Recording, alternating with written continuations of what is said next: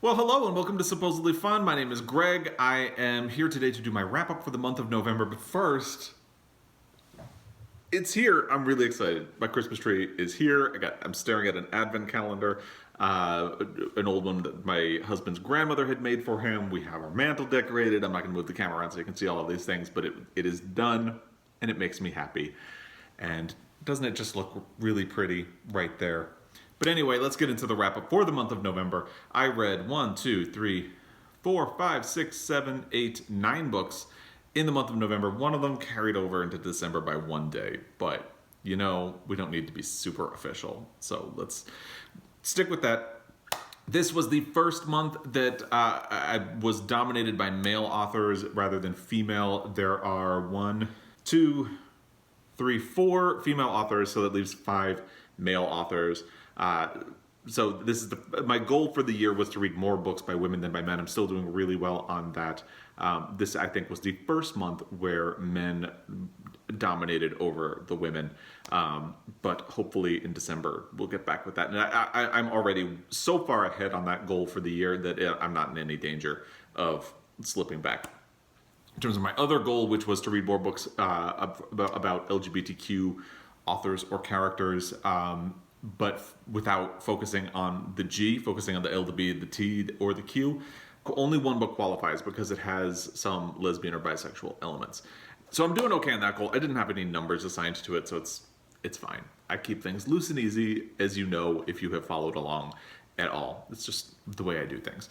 Getting into this, so one book kind of carried over from last month, from October, Blacklight by Kimberly King Parsons. I actually finished that in the month of November, so I already talked about it in my October wrap-up. I don't want to spend a whole lot of time on it, but this was a buddy read with Simon from Savage Reads, and we thought it was okay. There were parts of it that were good. It finished strong. The last two stories, I think, were the best in the collection, but a lot of it was fairly uneven, and we were kind of speculating whether or not Kimberly Kim Parsons would do better writing a novel than short stories. So some thoughts on that. I will link the October video down below if you want more about that. The next book that I finished in the month of November was actually an audio, but I have a physical copy of the book, so I'm going to hold it up. It's Under the Banner of Heaven by John Krakauer. I talked about this one already a little bit, but basically, I enjoyed this. I like it. I feel like it suffers a little bit from some marketing problems because this book is very much billed as a story about a true crime incident that then tells the story of the Mormon Church as it relates to this crime. However, the book is really just about the history of the Mormon Church. That crime is used as an introduction, but then it spends hundreds of pages just talking about the chronology of the history of the Mormon Church. And it's interesting, but it is absolutely not what I thought I was getting into when I picked this book up. So I struggled with it for that. Is it still interesting? Yes. Is it still worth reading? Yes. I just think you definitely need to know that you are not going to be getting a true crime story so much as the history of the Mormon Church. And the controversy even within the Mormon Church about polygamy. So it is what it is there. Next was another buddy read that I finished, A Ladder to the Sky by John Boyne with Sean the Book Maniac. I actually would have given up on this book without him encouraging me to finish. I did not like it. I did not like it at all. I can see why people do like it. For me, did not like it at all. I just was not a fan. Even in the comments, I know some people have mentioned that they agree with me. Some people mentioned they disagree with me. It's clearly a love it or hate it book. And I respect the people who do like it. I am not one of them, however. Then I read Me, the autobiography by Elton John, and I did not think that I had a problem with this book until I finished it. I thought I was definitely knew that I did not like the last half as much as I liked the first half, but it was only really when I sat down and started talking about it that I realized how much I did not like the second half.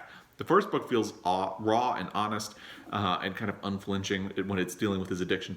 The problem is, in the last part of the book, when he is sober, I feel like he does that thing that I really don't like, which is he sort of spins and gives you sanitized versions.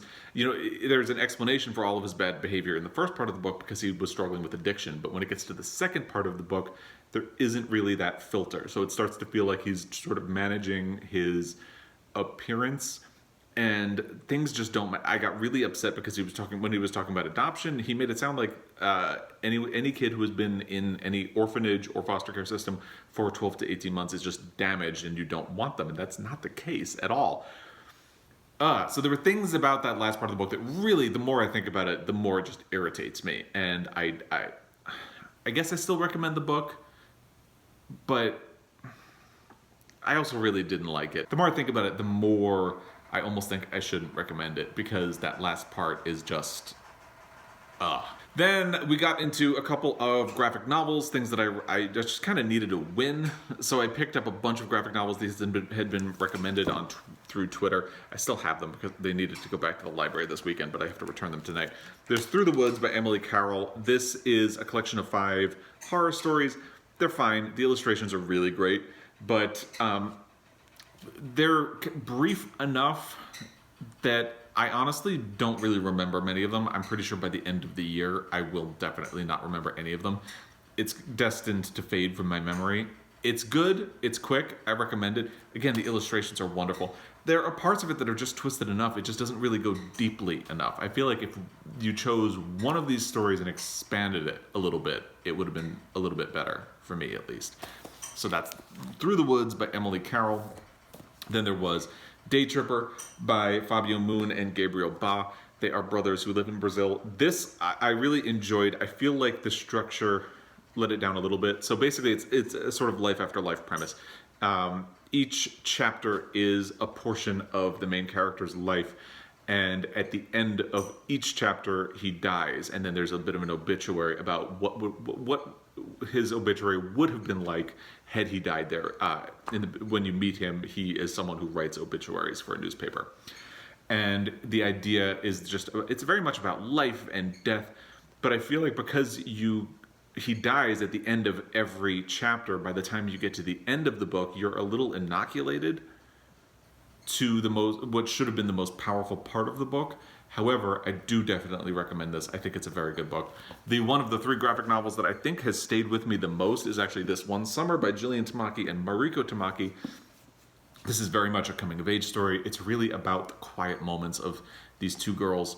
Basically, these 2 girls both have a family that take them to this lake every summer, and they have hung out since they were 5 years old. One of them is a year and a half younger. One of the things that I think is really great about this is how it captures how at this point in time, when one is 14 and the other is a year and a half younger, they're still really close in age. They're still friends. They have this history, but there's such a gap between where they are in the world. One of them is still childish and the other one is still childish, but in their head wants to be more of an adult and move forward, and there's that struggle. It's very much a coming of age story, and I think this is definitely the one that is going to stay with me the most. So that's this one, Summer by Gillian Tamaki and Mariko Tamaki.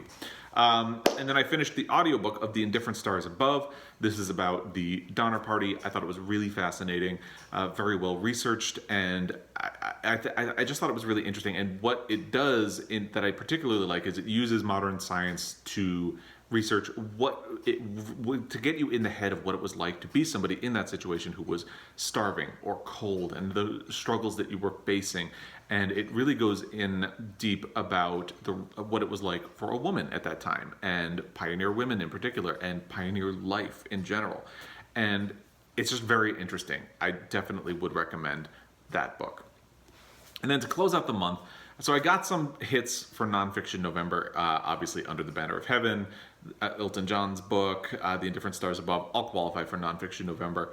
I wanted to do novellas in November, but I was getting to the end of the month and I squeezed one in. However, I started it on November 30th, and I listened to the audio actually, but I didn't have a copy. The audio is about 4 hours long. I started the audio on November 30th. I finished it on December 1st. So technically this bled into December. It's a little bit novellas in December instead of novellas in November, but you know, it's my wrap up. I'm going to count it for November because spiritually that is kind of where it fits in. So this is interesting because it's a first person plural story of women who come from Japan to the United States. They immigrate here to meet their husbands for the first time, and it's the strongest section of the book is when they're all on the boat together. And they're optimistic about what their future holds, but a little scared. They speculate about what their lives are going to be like and what their husbands are going to be like and why they're leaving Japan. I think that is the part of the book that is the strongest, because this first person plural form that it is using works the best there because they are all in the same location experiencing the same thing. Once they get to the United States, the longer they're here, the more that starts to fracture because they're not in the same place anymore. They're in very different situations. So the first person plural doesn't hold together that great. In fact, their experiences once they get here are so vastly different that I struggled with it a little bit. The other thing that I really got irritated with in this is that, okay, so this is 129 pages. That's not a lot of book. And yet it falls into creating lists a lot. And that, to me, it kept happening enough that as soon as Julie Otsuka started making another list, I would just think to myself, oh God, can I just skip to the end of this list? It's one of those things where it's diminishing returns. The first time she does it, you get the effect. The second time she does it, you kind of wish it was over. The third time she does it, you really just want to jump to the punchline, and then it just keeps happening. And there are ways in which, like, there's a section of the book where it talks about giving birth to babies, and it talks about we gave birth like this, we gave birth like this, and then at the end there's a bit of a there's suddenly a sad twist on it. But because you're so tired of the list, there's no impact from that sudden turn anymore. So this book is just okay to me.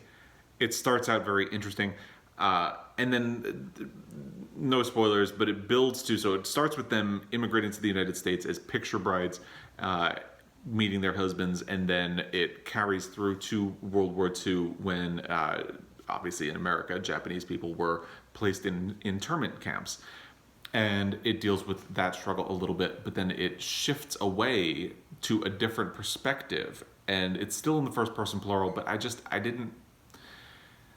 And again, I think the first person plural is part of it. It's just, and I don't want to get into that last part too much because it's 129 pages, but I don't want to get into spoilers if you do want to read this. But I just don't think it worked the way Julie Otsuka was trying to make it work. And I wanted to like this much more than I actually did. I will say the audio is 4 hours. So if you need something quick, this suits the bill. If you want to pick up the book, again, it's only 129 pages. You could probably finish this in a single afternoon.